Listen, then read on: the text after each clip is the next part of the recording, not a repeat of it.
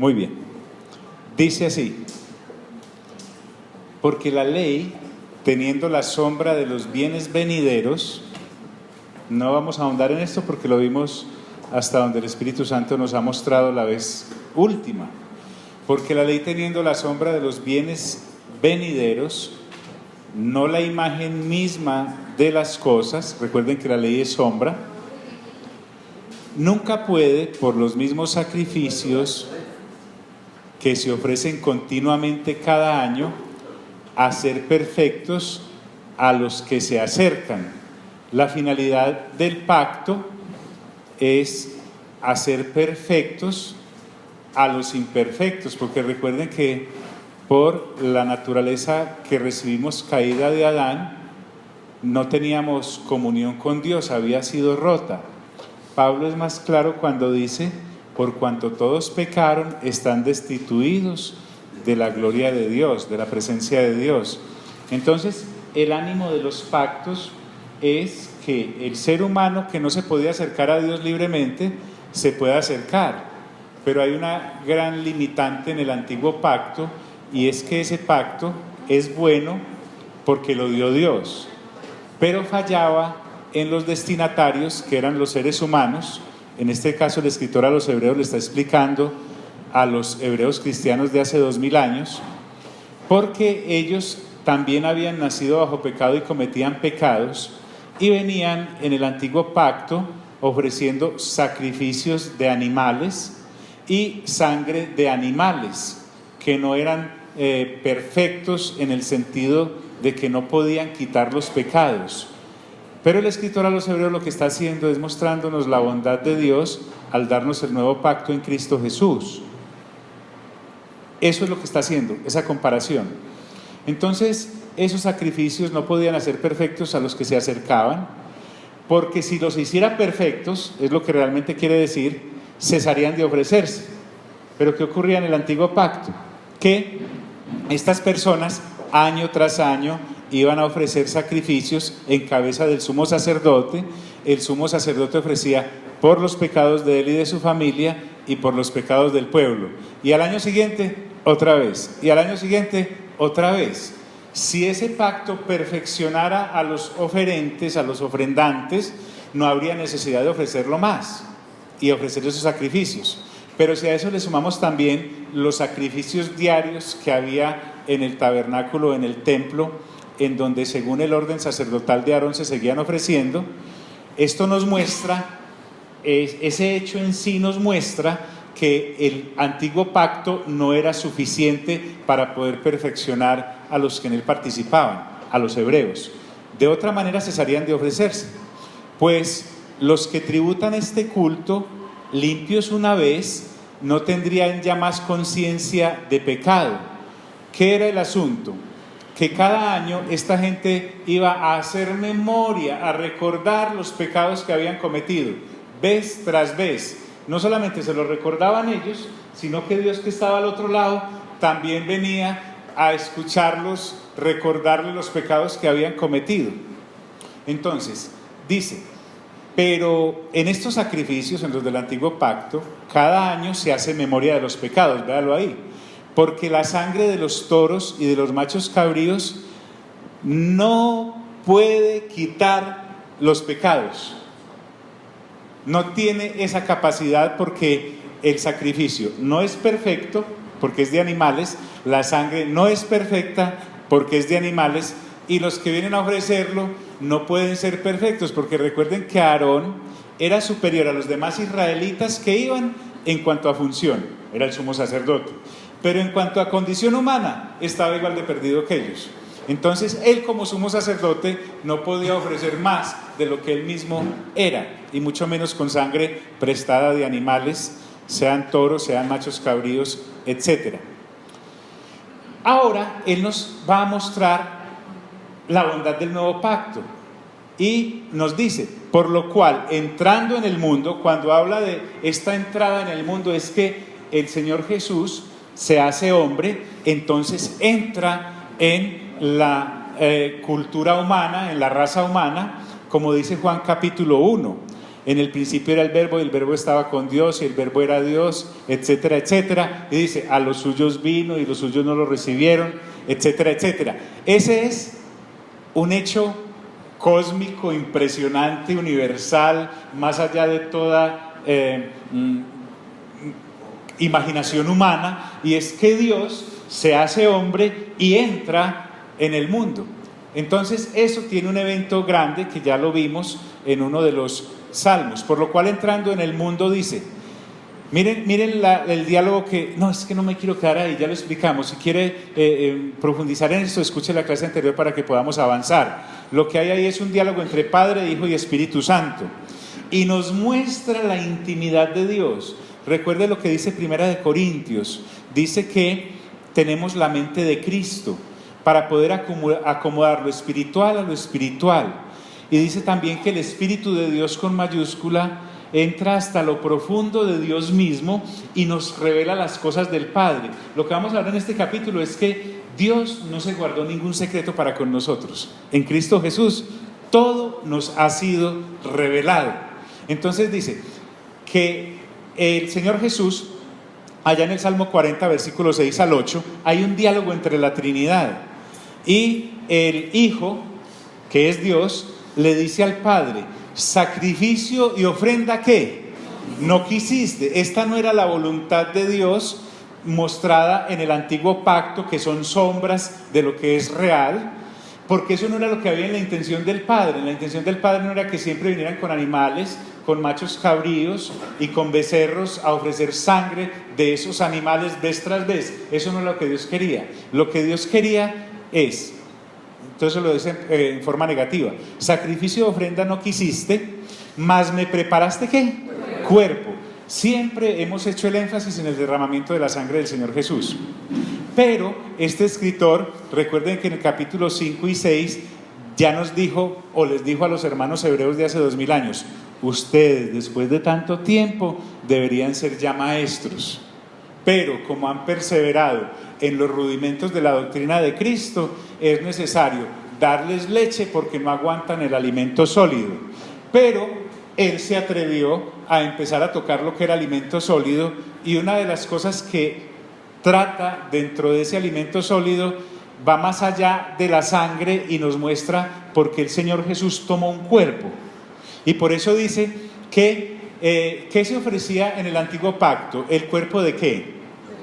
De los animales. En el nuevo pacto también hay que ofrecer un cuerpo, pero tiene que ser un cuerpo perfecto, un cuerpo completamente que llene de satisfacción a Dios, y ese es el cuerpo que se le da al Señor Jesús, que no es que empezó a existir a partir del momento que nació de María, sino que era preexistente y toma un cuerpo. Entonces entre la Trinidad hay un diálogo.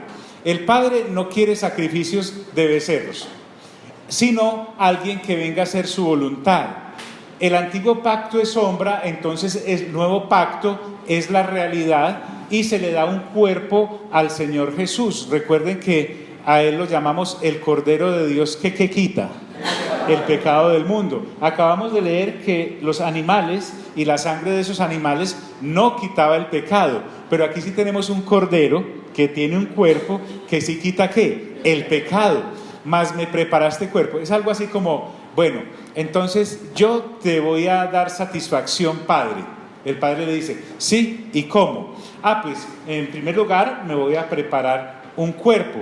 Y el Espíritu Santo dice, yo te lo hago. ¿Y cómo te lo hago? Dice, voy a escoger una virgen, y en esa virgen, sin intervención de hombre, voy a colocar en su vientre un cuerpo que es el que tú vas a tener, y ese es el que al Padre le vas a ofrecer en el nuevo pacto. ¿Sí me estoy haciendo entender? Más o menos, ahí logra uno ver la coordinación completa. Pero no debemos confundir de que jamás el nuevo pacto tiene que ver con el antiguo, solamente como una realidad que se hizo sombra a través del antiguo pacto, porque el Señor Jesús ni va a ministrar en el tabernáculo o en el templo donde Aarón entraba y donde Moisés legisló. Él no podía entrar ahí, en primer lugar porque no era de la tribu de Leví, y de la tribu de Leví no todos podían entrar al tabernáculo, sino los que eran sacerdotes. y al lugar santísimo solo podía entrar el sumo sacerdote, y la tribu de Leví fue escogida para eso. Pero el Señor es ¿de cuál tribu? De la tribu de Judá, por lo tanto Él no puede entrar allá a ese tabernáculo a ministrar, ni en el lugar santo, ni en el lugar santísimo. Además, ese nunca fue su querer, porque eso son las sombras. Él viene a ministrar en lo correcto y en lo real. Entonces miren qué bonito, mas me preparaste cuerpo. Ahora, la pregunta que podemos hacernos es, ¿y por qué le preparó cuerpo? Y el escritor inmediatamente responde, holocaustos y expiaciones por el pecado, ¿no qué? No te agradaron. Recuerden que la voz que viene del cielo cuando el Señor Jesús es bautizado por Juan el Bautista, dice la voz, este es mi Hijo amado en el cual tengo ¿qué? O sea, en el cual tengo agrado. ¿Ves cómo todo se va dando ahí? Holocaustos y expiaciones por el pecado no te agradaron. Entonces dije, aquí está hablando el Señor Jesús en primera persona allá en el Salmo. Mire lo que le dice, he aquí vengo, oh Dios, hablándole al Padre, para hacer ¿qué? Tu voluntad. Vimos la importancia de esta palabra. El Señor Jesús viene a hacer la voluntad del Padre. Recordemos que eso es algo trinitario, se da entre la Trinidad, nos bendice y nos afecta a nosotros por todo lo que ocurrió en la cruz del Calvario. Miren que todo esto que estamos hablando del nuevo pacto se celebra en la cruz del Calvario, no en el tabernáculo, ¿correcto? Porque el Señor Jesús viene a establecer el nuevo pacto y a derogar aquello para hacer tu voluntad. Como en el rollo del libro está escrito de mí. Ni una sola de las cosas que ocurrió en el Gólgota y en la vida del Señor Jesús cuando estaba acá haciendo la voluntad del Padre. Miren que la voluntad está por todos lados. Lo que pasa es que la empezamos a ver cuando la revelación llega. El Señor Jesús está en el Getsemaní, está todo este lío de la oración, Él está inclusive sudando gruesas gotas de sangre y su sudor caía. Pero la lucha que había ahí era, no se haga mi qué, sino la qué. No se haga mi voluntad, sino la tuya. La voluntad del Padre es la esencia de este nuevo pacto y eso es lo que el Señor Jesús viene a consumar. Como en el rollo del libro está escrito de mí, diciendo primero, vuelve y repite. Recuerden que el Espíritu Santo usa el método de la repetición, no porque dude de nuestra inteligencia, sino que confía en ella. Diciendo primero, sacrificio y ofrenda y holocaustos y expiaciones por el pecado, ¿no qué? No quisiste. Es tan claro, ¿cierto? Es que es súper claro. Sacrificio y ofrenda por el pecado, no quisiste. Y además que no las quiso, ¿no le qué? No te agradaron. Y el escritor abre un paréntesis y dice, las cuales cosas se ofrece según la ley. ¿Cuál ley? La del antiguo pacto. La ley las consagraba, pero eran transitorias, que esa es otra de las cosas que usted y yo tenemos que capitalizar acá. Todo lo del antiguo pacto es transitorio. Todo lo del nuevo pacto es para siempre, o sea que es ¿qué? Eterno. Las cuales cosas se ofrecen según la ley, y diciendo luego, he aquí vengo, oh Dios, nuevamente para hacer ¿qué? Tu voluntad. Está en el Salmo 40. El Señor Jesús sabía muy bien lo que venía a hacer, la voluntad del Padre. Para poder hacer la voluntad del Padre hay que derogar el antiguo pacto. Abrogar es la palabra que usa la versión del 60 en capítulos anteriores, dejarlo sin vigencia. ¿Por qué? Porque no pueden existir los dos pactos al mismo tiempo. Yo no puedo estar diciendo, no, hoy me voy a comunicar con Dios a través del pacto antiguo que es el de la ley de Moisés y en el sacerdocio de Aarón. Y mañana voy a decir, no, y entonces mañana voy a comunicarme con el Padre a través del nuevo pacto en el cual el sumo sacerdote es el Señor Jesús. Pero pasado mañana voy a volver a llevar sacrificios de animales al tabernáculo o al templo porque pues como a mí me gusta así, a mí me gusta más como al modo antiguo. No puede ser. Eso es lo que el escritor a los hebreos está desmontando de la mente tradicional y religiosa de los cristianos hebreos de hace 2000 años. Y dice el Señor, y diciendo luego, he aquí vengo, oh Dios, para hacer tu voluntad. ¿Y cuál es la voluntad del Padre? Mira, quítalo primero para establecer ¿qué? esto último, quita el antiguo pacto para establecer este nuevo pacto. Cuando ya tenemos esto claro, esto hay que leerlo y escucharlo vez tras vez, porque recuerda que nosotros somos cristianos del pueblo gentil, nosotros no somos cristianos del pueblo judío. Este escritor a los hebreos, que es judío, le está explicando a los cristianos judíos de hace 2000 años por qué no debían seguir sacrificando en ese templo que todavía estaba en pie, porque a pesar de que en el evento cruz, cuando llega el momento exacto, el velo de ese templo se rasga de arriba abajo, cuando el Señor Jesús es asesinado y resucita y va al Padre, ese tabernáculo, ese templo siguió funcionando. De alguna manera, los sacerdotes de ese momento, Anás y Caifás, como que remendaron otra vez esa cortina y la gente siguió llevando allá sacrificios. El asunto era que el escritor a los hebreos le está mostrando a estos cristianos de hace 2000 años que allá en ese templo ya no estaba Dios, porque Dios había cancelado esa forma de comunicarse con él en las sombras, porque ya había sido establecida la realidad en Cristo Jesús. Y lo había hecho no sacrificando allá en ese tabernáculo al Señor Jesús, sino que lo sacrificó fuera del tabernáculo, empezando porque él es de la tribu de Judá, y además no puede ser sumo sacerdote según el orden de Aarón, porque no es de la tribu de Leví, sino que es sumo sacerdote según el orden de Melquisedec, que era un orden sacerdotal establecido allá en Génesis capítulo 14 y refrendado en un salmo, en donde Dios vuelve a levantar otros sacerdotes según el orden de Melquisedec, ya no como aquel Melquisedec de Génesis 14 que era un simple mortal, sino según el Señor Jesús, ahora para siempre, porque Él es eterno. ¿Está claro? Muy bien. Si no, tomemos tintico y volvemos y lo desglosamos. Quítalo primero para establecer esto último. Entonces volvamos a lo del cuerpo. ¿Para qué el asunto del cuerpo? En esa voluntad, miren otra vez esta importante palabra. ¿Qué dijo el Señor? He aquí vengo a hacer ¿tu qué? Tu voluntad. ¿Por qué? Porque los sacrificios y todas esas cosas de los machos cabríos y la sangre de machos cabríos a Dios no le agradaron y nunca le satisfizo. Pero Él viene a hacer su voluntad. Esta voluntad es la que el escritor a los hebreos está resaltando ahora acá. Peguémonos de la palabra voluntad, no la voluntad caprichosa de un ser humano ni de un ser voluntarioso, sino que el Padre en su corazón tiene una voluntad que desea que sea realizada, y el Hijo dice, yo voy y se la realizo. Y el Espíritu Santo pregunta, ¿y qué necesitas? El Hijo dice, necesito un cuerpo.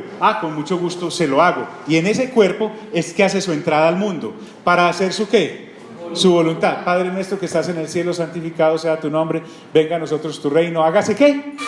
Tu voluntad. Miren la voluntad ahí, miren la voluntad ahí. En esa voluntad somos santificados. Me está diciendo que en la voluntad del Padre, mire que nos incluye. Claro, incluye a los cristianos hebreos de hace 2000 años. Asunto.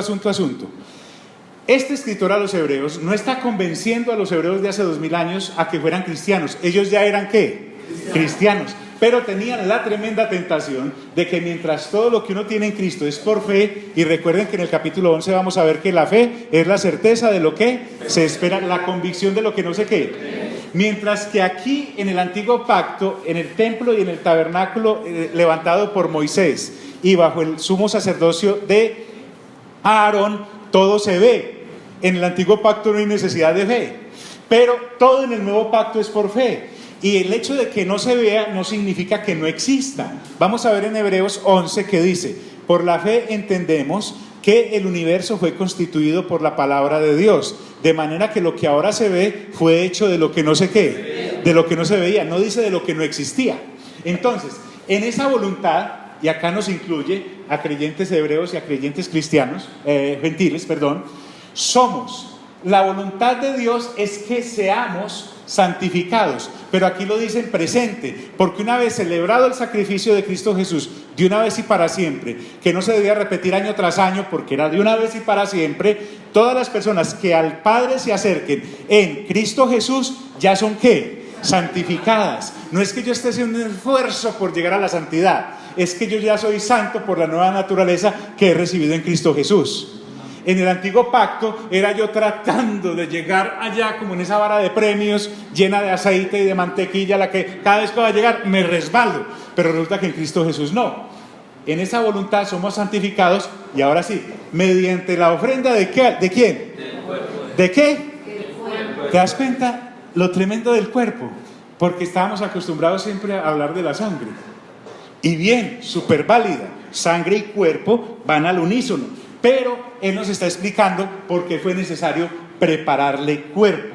Ya nos explicó en los anteriores capítulos por qué Él tuvo que derramar su sangre, porque el Señor Jesús no murió de otra manera. Iba por la calle y lo atropelló un carro y murió, y ya, listo. No, había que derramar la sangre, y ya lo vimos en todos los otros capítulos, leyendo pasajes muy extensos del Antiguo Testamento que nos mostró la importancia de la sangre. Pero aquí Él nos está mostrando la importancia del cuerpo, y no podía ser el cuerpo de cualquiera, no podía ser el cuerpo de una buena persona, no podía ser el cuerpo de alguien que se había manejado bien.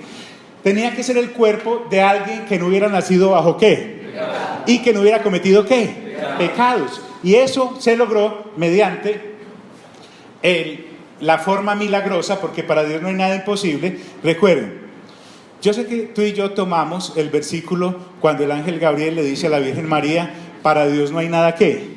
Imposible, y entonces de ahí pegamos una cantidad de cosas.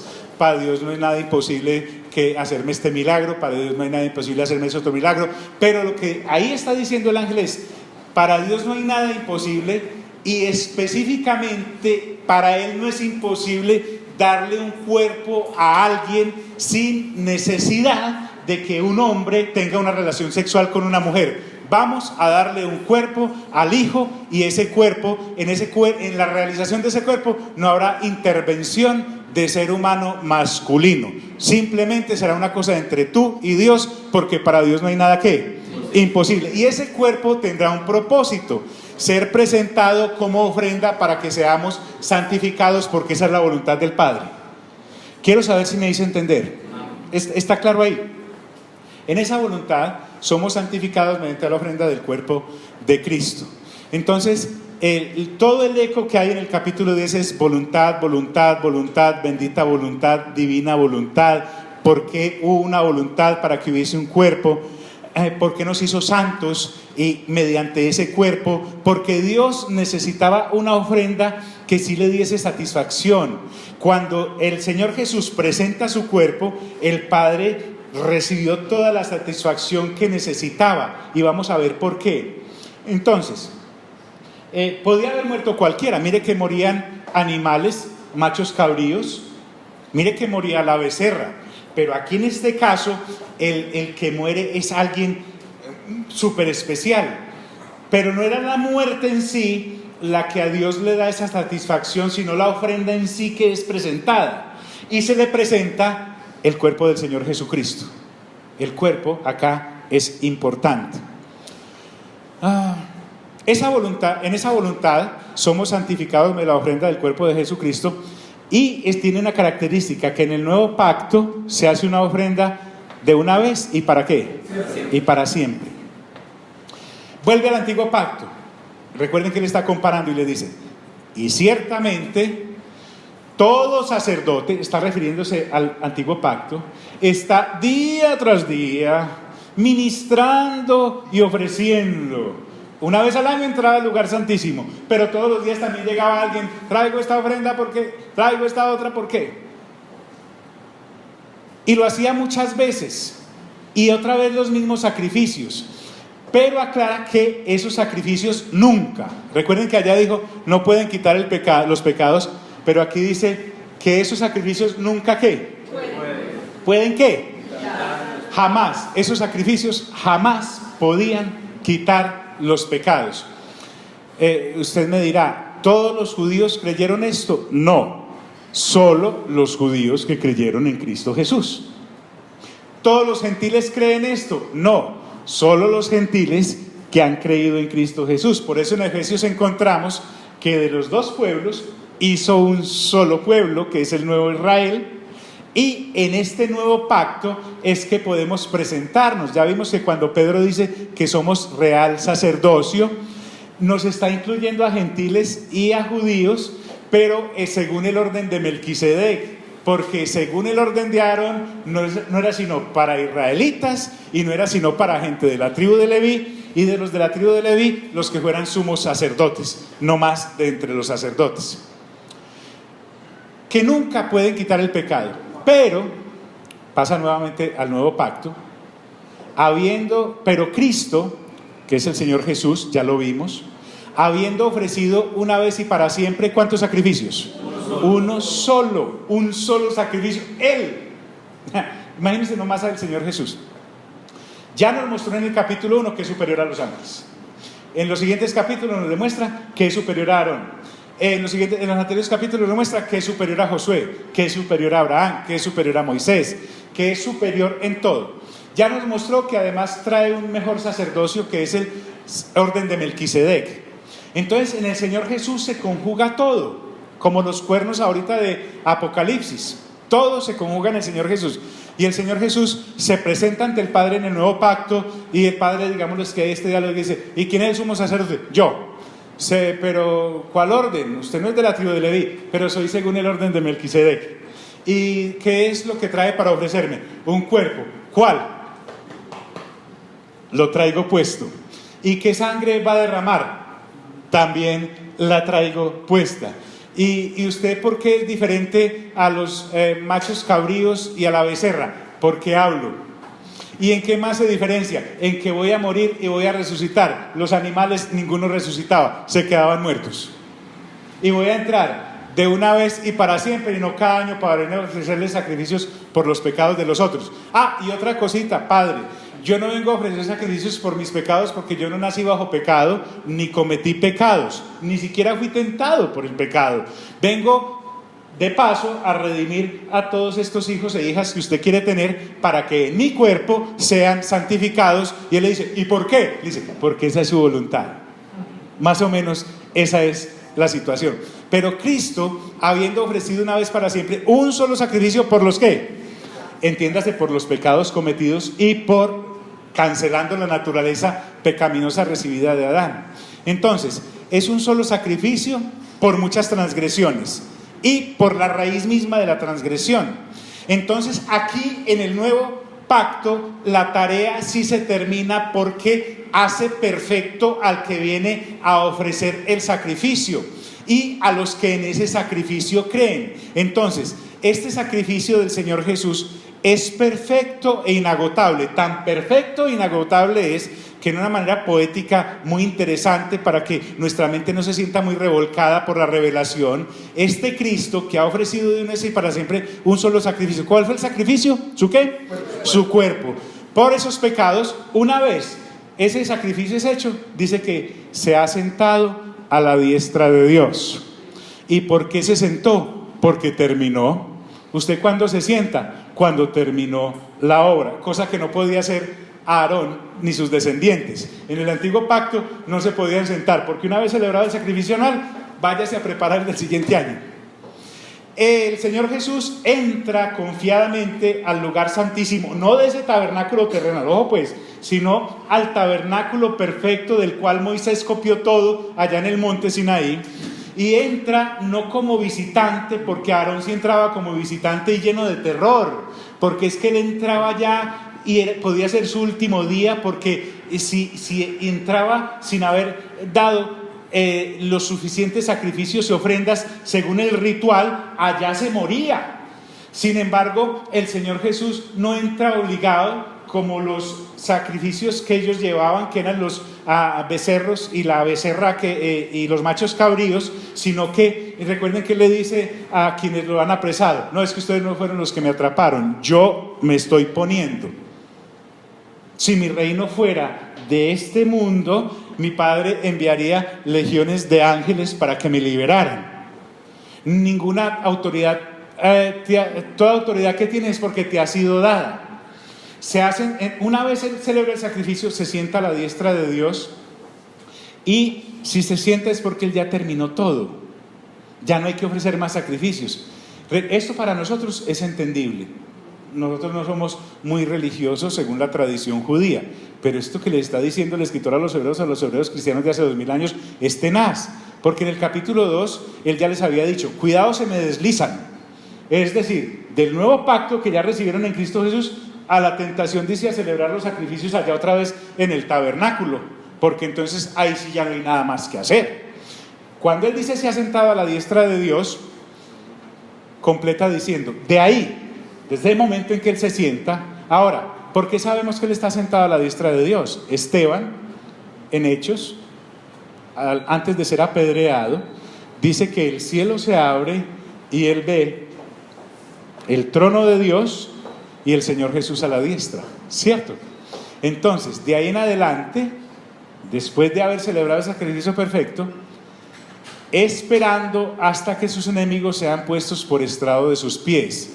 Él ya terminó todas sus obras, es un acto de completa redención y de gobierno majestuoso. Ya todo está hecho. En la cruz Él dice, todo está ¿qué? Consumado. Cuando se refiere a todo está consumado, ya se celebró todo el sacrificio, no hay necesidad de más. Ahora, Él ¿por qué puede sentarse? Y no como Aarón, que no se podía sentar. Porque con una sola ofrenda, y ahí viene la bendición para nosotros, hay una expresión, el daño colateral. Aquí podríamos decir, esta es la bondad colateral.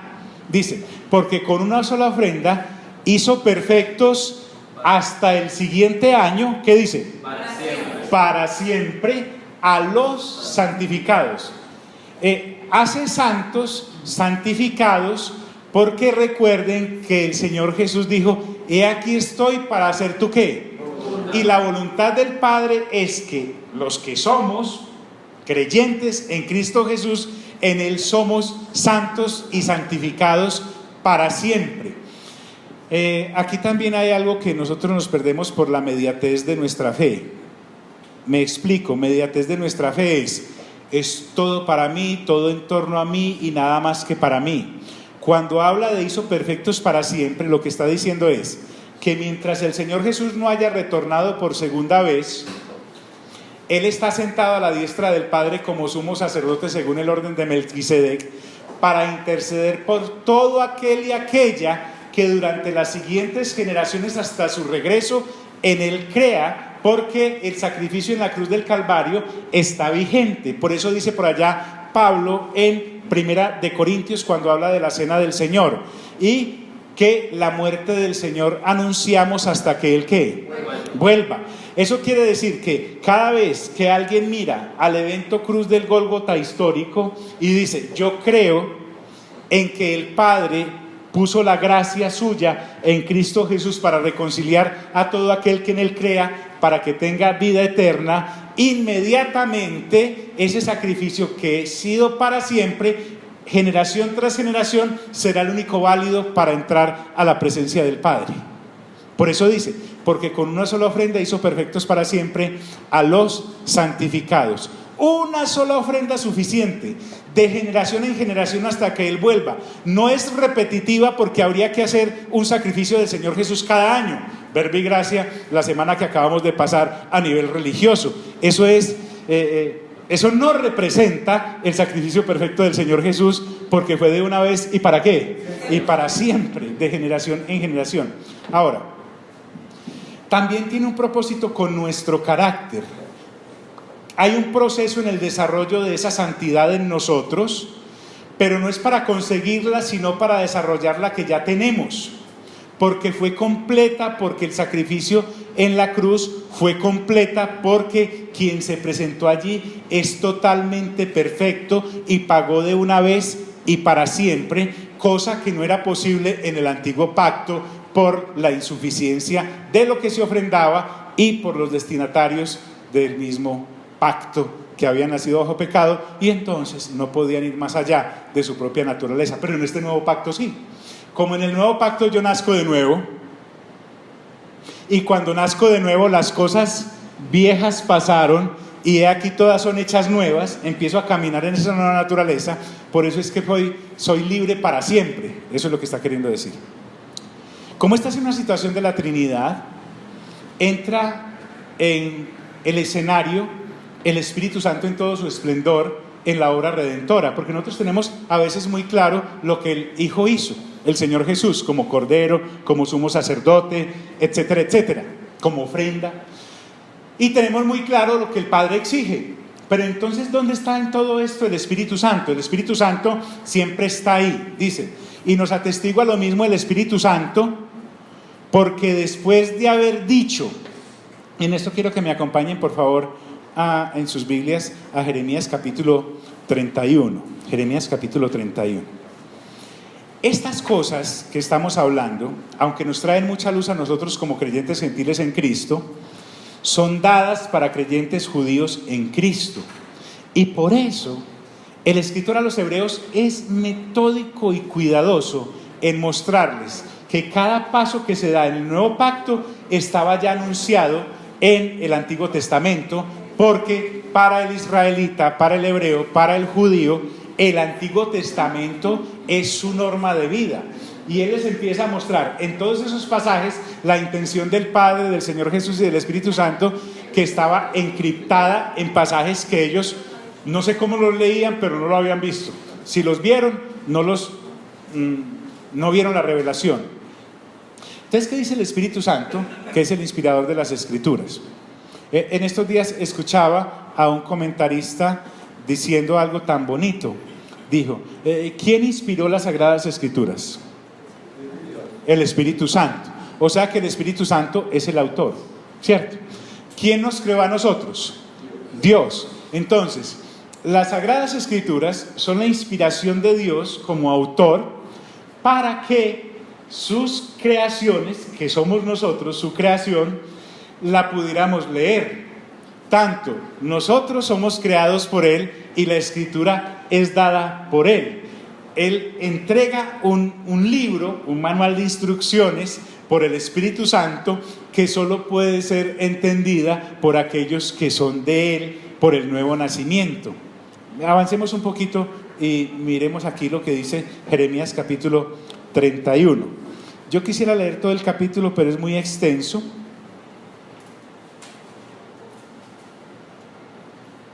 Pero a mí qué me importa, lo voy a leer.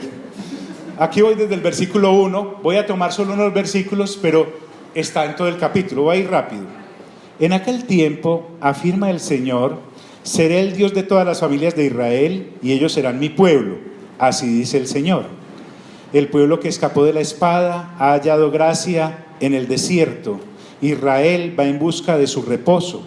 Hace mucho tiempo se me apareció el Señor y me dijo, con amor eterno te he amado, por eso te sigo con fidelidad. Oh virginal Israel, te edificaré de nuevo. Sí, serás reedificada. De nuevo tomarás panderetas y saldrás a bailar con alegría. Volverás a plantar viñedos en las colinas de Samaria, y quienes los planten gozarán de sus frutos. Vendrá un día en que los centinelas gritarán por las colinas de Efraín: vengan, subamos al monte de Sión, al monte del Señor nuestro Dios. Así dice el Señor: canten jubilosos en honor de Jacob, griten de alegría por la mejor de las naciones, hagan oír sus alabanzas y clamen: salva, Señor, a tu pueblo, salva al remanente de Israel. Yo los traeré del país del norte, los reuniré de los confines de la tierra. Volverá una gran multitud, entre ellos vendrán ciegos y cojos, embarazadas y parturientas. Entre llantos vendrán y entre consuelos los conduciré. Los guiaré a corrientes de agua por un camino llano en el que no tropezarán. Yo soy el Padre de Israel, mi primogénito es Efraín. Naciones, escuchen la palabra del Señor y anuncien en las costas más lejanas: el que dispersó a Israel lo reunirá, lo cuidará como un pastor a su rebaño, porque el Señor rescató a Jacob, lo redimió de una mano más poderosa. Vendrán y cantarán jubilosos en las alturas de Sión, disfrutarán de las bondades del Señor, el trigo, el vino nuevo y el aceite, las crías de las ovejas y las vacas. Serán como un jardín bien regado y no volverán a desmayar. Entonces las jóvenes danzarán con alegría y los jóvenes junto con los ancianos. Convertiré su duelo en gozo y los consolaré. Transformaré su dolor en alegría. Colmaré de abundancia a los sacerdotes y saciaré con mis bienes a mi pueblo. Así dice el Señor. Se oye un grito en Ramá, lamento y amargo llanto. Es Raquel que llora por sus hijos y no quiere ser consolada. Sus hijos ya no existen. Qué interesante. Es el mismo pasaje usado cuando Herodes manda asesinar a todos los niños menores de 2 años. Así dice el Señor: Reprime tu llanto, las lágrimas de tus ojos, pues tus obras tendrán su recompensa. Tus hijos volverán del país enemigo, afirma el Señor. Se vislumbra esperanza en tu futuro. Tus hijos volverán a su patria, afirma el Señor. Por cierto, he escuchado el lamento de Efraín. Me has escarmentado como a un ternero sin domar y he aceptado tu corrección. Hazme volver y seré restaurado, porque tú, mi Dios, eres el Señor. Yo me aparté, pero me arrepentí. Al comprenderlo, me di golpes de pecho. Me siento avergonzado y humillado porque cargo con el oprobio de mi juventud.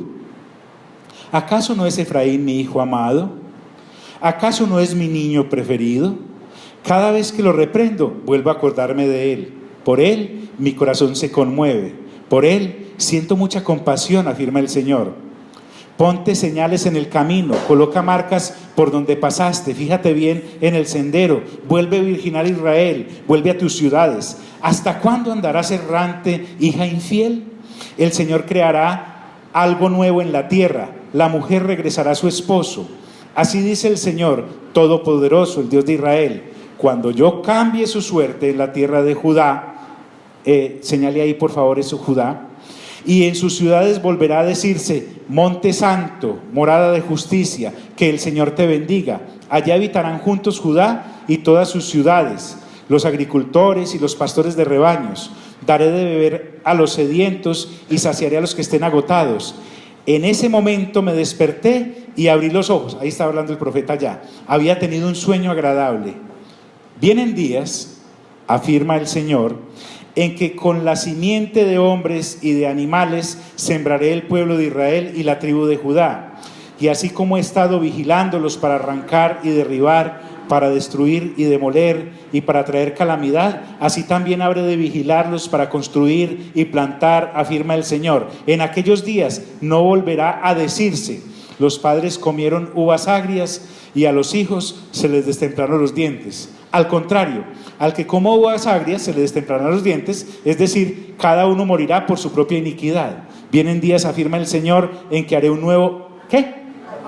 ¿Un nuevo qué? Pacto con el pueblo de Israel y con la tribu de Judá. Discúlpenme, ambos pactos, nosotros, créanme, somos hijos e hijas, pero somos unos aparecidos.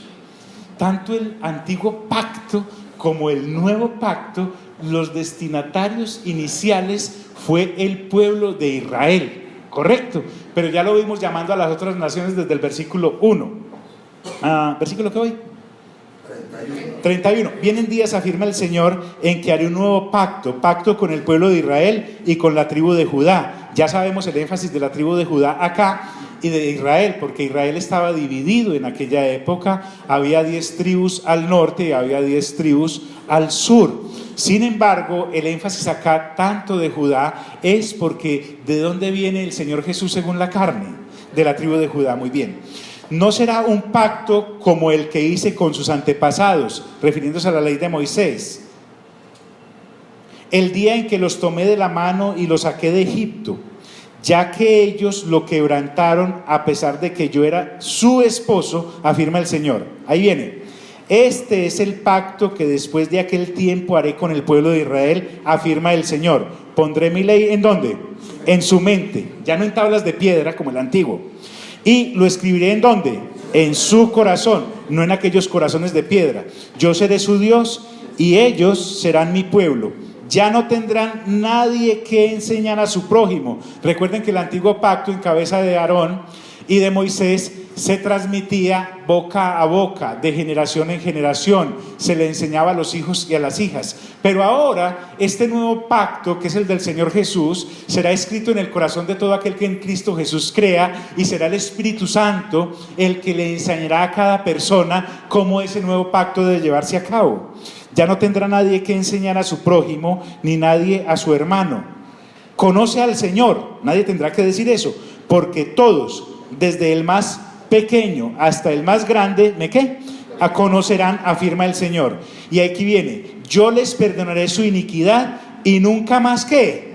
Me acordaré de sus pecados. Esa era la voluntad del Padre, no acordarse más de los pecados, pero como venían cada año, pecado, pecado, pecado, Él lo recordaba, y el Padre lo que decía es: no me quiero acordar de eso, Por eso les va a dar un nuevo pacto.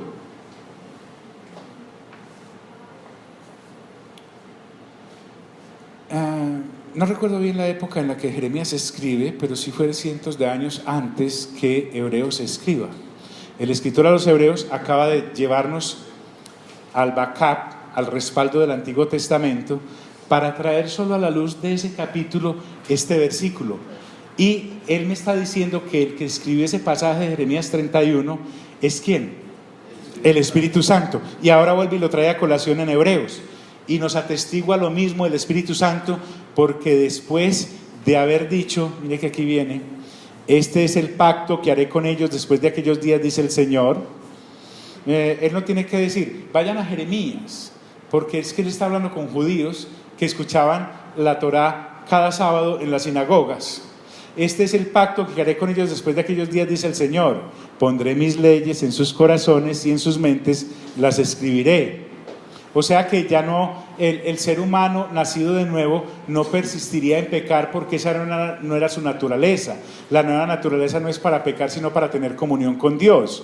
Es un pacto que ya no es para esclavos, como si el pacto de Moisés, que era un pacto para mostrarle a los esclavos que habían nacido bajo pecado, que cometían pecados y que merecían la muerte, y que se mantenían yendo de pecar al arrepentimiento, de pecar al arrepentimiento. Lo que ahora nos está mostrando es que la ley pasó de ser solo propiedad de Dios y entendida por Dios, a sus hijos e hijas que por haber nacido de nuevo ya la entienden y la anhelan, no para evadirla o para ocultarse de ella, sino para cumplirla por la nueva naturaleza que en Cristo Jesús les ha sido dada. Y por eso entonces los nacidos de nuevo son los únicos que pueden apreciar, anhelar y cumplir y vivir naturalmente en los mandamientos, porque ya no están usando los mandamientos para llegar a Dios, sino que por la gracia han llegado a Dios, y por haber llegado ahí es que cumplen los mandamientos. Ahora no están cumpliendo los mandamientos, o por lo menos tratando de cumplirlos para llegar a Dios, porque ya llegaron, y en esa nueva naturaleza ya los pueden cumplir con naturalidad.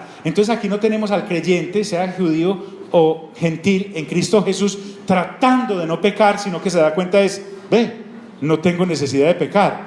¿Y por qué no tengo necesidad de pecar? Porque soy muy bueno. No, porque he nacido de nuevo de la simiente del Padre, que es en Cristo Jesús, del que bajó del cielo, y tengo ahora esa naturaleza, porque la que heredé del que había sido hecho del polvo de la tierra y cayó, murió y fue sepultado, y el que ha resucitado es el nuevo hombre. ¿Sí me hago entender? Entonces, en ese orden de ideas, hemos sido perfeccionados y santificados por el mismo sacrificio del cuerpo del Señor Jesús, porque recuerden que esa es la que del Padre, la voluntad del Padre. Él no quería tener una cantidad de niños y niñas embarrándola cada vez pecando y vuelve y repita. No, les va a dar una nueva naturaleza. Por eso es el nuevo pacto, y en ese nuevo pacto se van a dar cuenta de lo que Cristo Jesús tiene. Y vuelve y dice, pondré mis leyes en sus corazones y en sus mentes las escribiré. Pero el énfasis del autor de los Hebreos es, miren qué interesante esto. Perdóname la emoción, pero es que es muy emocionante. Mire, verá, yo iba al antiguo pacto y me mantenía recordando mis pecados y diciéndole al Padre que me perdonara mis pecados. Estoy hablando como si fuera israelita, porque esta carta es para hebreos. Nos bendice mucho, pero esta carta es para hebreos. En el nuevo pacto, ni el Padre se acuerda de mis pecados, ni yo tengo por qué acordarme, porque esta sangre no es imperfecta, sino que la sangre sí me limpia y me da una nueva naturaleza, y al darme una nueva naturaleza soy libre de la culpa que me perseguía, porque cada vez que sentía que estaba corriendo bien me acordaba. Y además tenía a Moisés que me lo recordaba, los 10 no, y además tenía predicadores que me lo recordaban, usted lo hizo. Entonces miren la añadidura. Cuando dice añade, no es porque sea algo que no valga, sino que es tan valioso como la premisa anterior. Y añade, y nunca más ¿qué? Me acordaré de ¿qué? De sus pecados y de sus ¿qué? Eso no lo ofrecía el pacto dado en Moisés, ni el sacerdocio dado en Aarón. Entonces ahí es donde, caramba, recórcholis, qué libertad tan libre. Dice, nunca más me acordaré de sus pecados y de sus transgresiones. ¿Por qué? Porque ahora sí hay perdón completo, porque esta sangre y este cuerpo sí quitan definitivamente el pecado, en la sangre de Cristo Jesús, no en la de los animales. Esa cosa no era posible en el antiguo pacto, porque siempre se le recordaba al Padre continuamente, pero en este nuevo, y en ese antiguo pacto, cada vez se necesitaba más sangre, y más sangre, y más sangre, y mate más animales, mientras que en el nuevo pacto ya no hay necesidad de más sangre, porque esa sangre fue suficiente de una vez. ¿Y para qué? Entonces ahora él sí empieza a explicar, ya casi este hombre puede entrar en el alimento sólido como tal, pero hasta aquí ha estado combinando leche con alimento sólido para que no los vaya a matar de una indigestión espiritual. Y dice, y nunca más me acordaré de sus pecados y transgresiones. Y ahora sí pontifica y dice, pues donde hay remisión es perdonar, pago, completa cancelación, pues donde hay remisión de estos, o sea de los pecados, no hay más ofrenda por el pecado, porque no hay más para perdonar y no hay nada más para ofrendar, porque todo está, miren qué palabra tan hermosa, es hasta romántica, va más allá de todo romanticismo y de toda realidad. Cancelados, no deben nada. En el antiguo pacto no se podía. Entonces él ya como que descansa, llega como un morrito y le dice, así que hermanos, mire que no deja de llamarlos hermanos, como Pablo respetó a los de Corinto, así fueran carnales, y le seguía diciendo hermanos e iglesia de Cristo, este escritor a los hebreos, al igual a estos creyentes hebreos que se habían vuelto niños eternos, les dice, así que hermanos, teniendo libertad, detrás de cada palabra y de cada renglón hay un significado. En el antiguo pacto no había libertad, en este sí. Así que hermanos, teniendo libertad, ¿para entrar en dónde? En el lugar santísimo. Ojo acá, no es el lugar santísimo del tabernáculo donde la cortina aquella se rasgó, ahí solo podía entrar Aarón y su descendencia y su orden sacerdotal y todo lo que tenía que ver con el orden levítico dado por Moisés. Está hablando del lugar santísimo, del verdadero tabernáculo de donde Moisés copió todas las cosas, ¿correcto? Entonces dice, así que hermanos, a ese tabernáculo sí podemos entrar todos, los de la raza humana que hayan creído en Cristo Jesús durante todas las generaciones. Dice, así que hermanos, teniendo libertad para entrar en el lugar santísimo por la sangre. Ahora él pasó del cuerpo ¿a qué? A la sangre, porque la sangre es la que nos da entrada. En el cuerpo somos santificados, en la sangre somos perdonados y redimidos. Dice, ¿por la sangre de quién? Nuevamente, no, Jesucristo, sumo sacerdote, es cordero, ofrece su sangre y ofrece su cuerpo, además resucita, no bala ni muge, sino que habla, y no se sienta temporalmente como visitante, sino como habitante del lugar santísimo. ¿Cuál lugar santísimo? Miren que ahora les va a agregar más alimento sólido. Le dice, así que hermanos, teniendo libertad, esta palabra nuevamente, libertad, en Aarón, en Moisés no había ¿qué? No había libertad. ¿Por qué? Porque no había remisión de pecados. ¿Por qué? Porque el sacrificio no era perfecto. ¿Por qué? Porque el sumo sacerdocio era limitado. Así que hermanos, teniendo libertad para entrar en el lugar santísimo por la sangre de Jesucristo, libres para entrar. Entonces yo pregunto ahora, ¿cómo puedo entrar allá? A ese lugar santísimo. Hay un camino. ¿Por el camino qué? Nuevo. Si hay un camino nuevo es porque había uno ¿qué? Viejo. Y si hay un camino vivo es porque había un camino ¿qué? Muerto.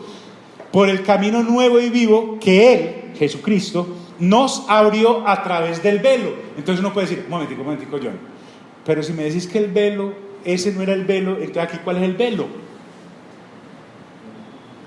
Si el velo de allá era una cortina, ¿cuál es el velo acá?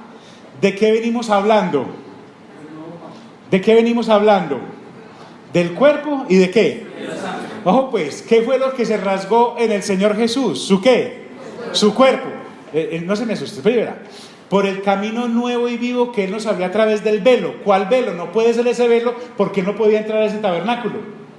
¿A cuál velo se está refiriendo? Recuerden que el Señor Jesús una vez iba caminando con los discípulos y los discípulos chicaneándole le dicen, Señor, ¿ha visto el templo? Ese templo era hermoso, espectacular, lo hicieron los Q de la época, ¿cierto? Entonces, allá está el templo y el Señor Jesús les dice, no quedará de ese piedra sobre qué.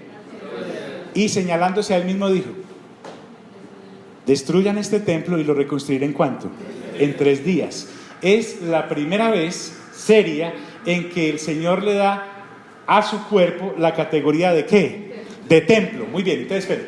por el camino nuevo y vivo que Él nos abrió a través del velo. Nuevo, ese nuevo es porque es recién hecho en su inmolación, y vivo porque es válido y eficaz de una vez y para siempre, y además resucita.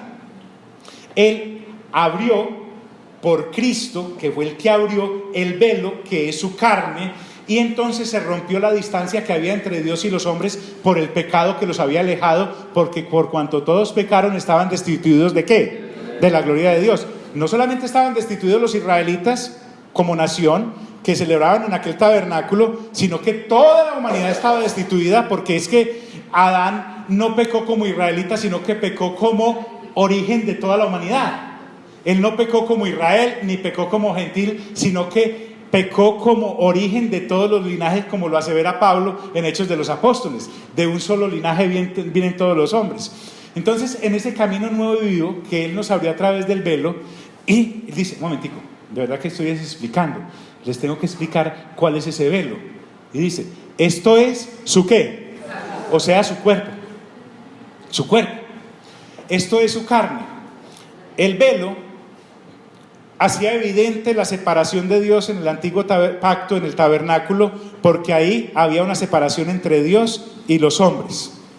El Señor Jesús, que en su cuerpo mismo en sí es el velo, toma sobre él y lleva a la cruz, y al sacrificarlo, entonces se rasga ese velo que había entre la humanidad y Dios, no en el pacto pequeñito allá de Aarón y de Moisés, sino en el divorcio que existió con toda la humanidad al pecar y al caer. Y entonces, en su propia naturaleza humana, porque el Señor Jesús fue 100% Dios y 100% hombre, entonces Él rompe ese velo y además nos da un sumo sacerdocio mejor.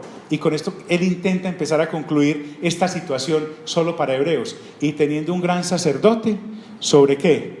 Sobre la casa de Dios. Y recuerden que Él ya nos habló por allá en un capítulo anterior que la casa de Dios somos nosotros, la iglesia del Señor. Pablo dice en una de sus cartas: te he escrito todo esto, Timoteo, para que sepas comportarte en la casa de ¿quién? De Dios. Entonces va a empezar a tratar un tema que es la casa de Dios, no el tabernáculo o el templo de Dios. Y resulta que al hablar de esta casa quiere lanzarlos a un alimento sólido que los va a afianzar en no tener la tentación de volverse al antiguo tabernáculo. Hasta ahí uno ya había entendido, dice, esta gente no se devuelve porque no se devuelve. Y teniendo un gran sacerdote sobre la casa de Dios. Pregunto, en el antiguo pacto los animales que se sacrificaban se inmolaban y su sangre era rociada. ¿Esos animales resucitaban? No. En el nuevo pacto el Señor Jesús ofrece su cuerpo y derrama su sangre, ¿y se quedó muerto?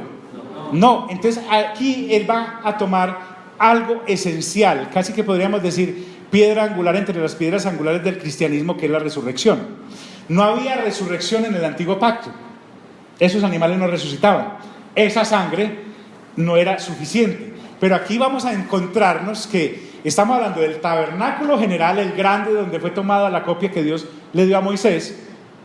Pero a la vez me está mostrando que el sacerdote, porque cada vez que moría un sacerdote en el antiguo pacto, a sacerdote muerto, sacerdote puesto. Aquí no, aquí hay un solo ¿qué? Sacerdote, y teniendo un gran sacerdote en la casa de Dios. ¿A qué casa se está refiriendo? No solo es una casa corporativa, que somos todos los creyentes, sino que también es una casa espiritual y también es un lugar. Es un lugar espiritual y también es un lugar que somos nosotros. Qué interesante esto, porque recuerden que Pedro ya nos dijo que nosotros somos piedras vivas, en donde la piedra angular es Jesucristo mismo. Ya casi podemos entrar los viernes en Pedro, ya casi por un pelito, y vamos a ver cómo todos ellos se concatenan. Cada palabra dada en el Nuevo Testamento se concatena, pero hay que sacarle tiempo. A esto tenemos que sacarle tiempo. Y dice, y teniendo un gran sacerdote sobre la casa de Dios. El sacerdote está dado para interceder. El sacerdocio sigue vigente, está activo, está vivo y es eterno. ¿Qué es eso de la casa de Dios? Entonces, como yo antes no me podía acercar a Dios porque tenía mucho miedo, porque mi conciencia me acusaba de todos los pecados que había cometido y esos animales no eran suficientes para borrarme ese pecado. Ahora sí, tengo un sumo sacerdote mejor, un sacrificio perfecto de una vez y para siempre y una sangre completamente suficiente y más que suficiente que da satisfacción al Padre y me tiene que dar satisfacción a mí. Cada vez que la conciencia venga a acusarme, digo, un momentico, venga. Es que esto fue de una vez y para siempre. ¿Cómo así? Me va a decir la perniciosa culpa. Y si además de eso tenemos a alguien alrededor que nos esté acordando, ¿te acuerdas que vos? ¿Sí? Pablo es más abierto en Romanos capítulo 8 cuando dice: nada ni nadie me podrá separar del amor de Dios que es en Cristo Jesús. Y empieza: ni principado, ni potestades, ni gobernadores, ni la muerte, ni la vida, ni lo alto, ni lo bajo, ni lo que venga, ni lo que ya vino, ni lo por venir. Nada, ni nadie. Entonces, yo ahora puedo acercarme con un corazón ¿qué? Sincero. No todos los seres humanos pueden acercarse a Dios con un corazón sincero. Solo se pueden acercar sobre la única base de Cristo como sacrificio perfecto al ofrendar su cuerpo y al derramar su sangre y al resucitar de su muerte. Entonces, cuando me habla de corazón sincero, es que internamente me entiendo puro y santo para Dios, porque en Cristo Jesús he sido santificado. Pero aquí viene, y con esto quiero terminar, un pequeño, gran, enorme ingrediente que los hermanos no estaban acostumbrados a ejercer y que el apóstol nos quiere, llamémoslo apóstol, porque alguien que escriba así tiene que ser un apóstol, que ellos no estaban acostumbrados a ejercer porque en el antiguo pacto no se necesitaba fe porque todo se veía, los sacrificios, el templo, todo. Y por eso, ¿yo cómo me puedo acercar en un corazón sincero? Y es que era lo paradójico, porque era más real que lo que se veía. O sea, en Cristo Jesús, Él les está demostrando que todo en Cristo Jesús es más real que lo que en el antiguo pacto se veía. Y le dice: acerquémonos con corazón sincero, en plena certidumbre ¿de qué? De fe, o sea, completamente convencidos. Cuando habla de certidumbre, es persuasión, sin titubear. La falta de fe en la obra redentora de Cristo Jesús era el punto débil de los cristianos hebreos hace 2000 años y es el punto débil de todo cristiano si no se acerca a Cristo con fe, porque todo lo que no proviene de fe está en el antiguo pacto y es ¿qué? Dígalo, ¿y es qué? Es pecado, porque todo en el antiguo pacto era no, aquí eres nuevo, etcétera, pero para poderme apropiar de eso necesito la fe. Y él empieza a colocar el escalón para llegar al capítulo 11, en donde les empieza a mostrar que la fe no era un artículo nuevo, innovador, sino que venía inclusive desde los primeros descendientes de Adán, y va a empezar a llevarnos a que esa fe que ahora quiere activar en ellos, que no era necesaria en el antiguo pacto, viene vigente en todos los hombres y mujeres que se han relacionado con Dios, inclusive después de la creación e inclusive después de la caída, hasta que llegara la plenitud de todo que se consumiría en Cristo. Por eso dice, en plena certidumbre de fe. La falta de fe en la obra redentora de Cristo era el punto débil que podía hacer resbalar a los creyentes hebreos de hace 2000 años a volver a sacrificar en el templo que todavía estaba en pie, porque todavía no lo habían destruido en el año 70 después de Cristo. Wow, quisiera acabar aquí. ¿Cómo puedo tener plena certidumbre? Porque ya tengo purificado mi corazón de una mala ¿qué? Y una mala conciencia es estar acordándome constantemente de los pecados que cometí bajo mi antigua naturaleza pecaminosa. Cuando dice purificados los corazones, no está refiriéndose al cardio, sino a la mente misma, que es donde recuerdo todas las cosas. Por eso la Biblia dice, mediante la renovación de vuestro ¿qué? Entendimiento. ¿Tened la mente de quién? De Cristo.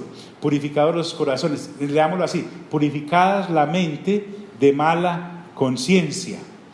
Ahora, como sacerdotes, porque ahora en Melquisedec, en ese orden, en Cristo Jesús sí nos podemos acercar, porque solo los sacerdotes podían entrar al lugar santísimo, y como me ha dicho que yo ya tengo entrada libre por el camino vivo al lugar santísimo, eso automáticamente me hace ¿qué? Dígalo, ¿me hace qué? Sacerdote. Entonces era revolucionario para estos hebreos de hace 2000 años que le dijeran: de la tribu que sea, usted ya es sacerdote en este nuevo pacto y en este tabernáculo, que sí es, porque el sumo sacerdote, según el orden de Melquisedec, que celebró el sacrificio perfecto y derramó la sangre preciosa perfecta y resucitó, nos ha dado libre entrada e ingreso al lugar santísimo. Y si yo puedo entrar al lugar santísimo es porque soy ¿qué? Sacerdote. Pero para entrar allá solo puedo entrar con una conciencia limpia, y ya la tengo limpia porque tengo una nueva naturaleza, y es la mente de Cristo que me ha hecho olvidar de la antigua naturaleza. Y ya recuerden que Pablo dijo: presenten sus cuerpos como sacrificio vivo, agradable y perfecto. ¿A quién? A Dios. O sea que a la vez también nos hace templos.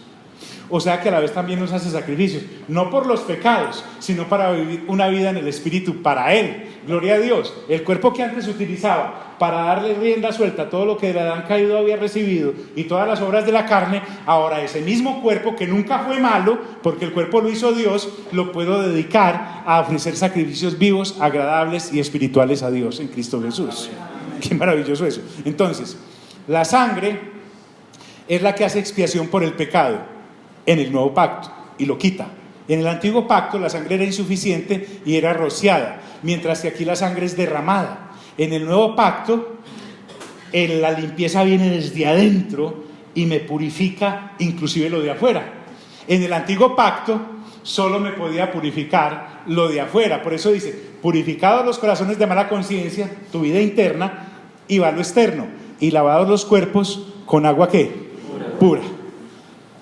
Wow, dejemos ahí porque me cansé. Sí. Padre, hermano, tenemos afán.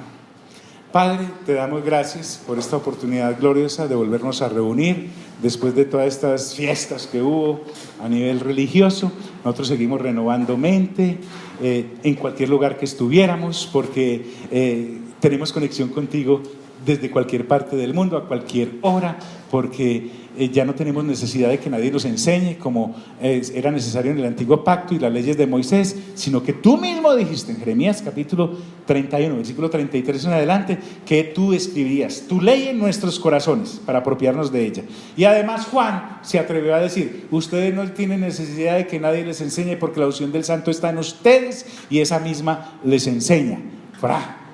Qué tremendo eso, Señor, porque somos tus hijos y tus hijas. Eso no quiere decir que no nos debamos reunir como algunos tienen por costumbre, según allá el versículo 25 de este capítulo, pero vamos a ver por fin, Señor, qué es el secreto que encierra el no dejar de congregarnos. ¿Será ir a algún lugar y estar juntos? Yo puedo estar en un lugar y mi mente no estará ahí, o puedo estar más en espíritu congregado con los hermanos que aquellos que pueden estar en un lugar y totalmente separados y divididos. ¿En qué consistirá eso de no dejar de congregarnos como algunos tienen por costumbre? Nos lo vas a enseñar, Señor, para dejar de utilizar versículos a la tapa tolondra y realmente ungirlos Señor, y decirlos con base en lo que tu Espíritu nos ha ungido. Amén y amén. Dios nos bendiga a todos.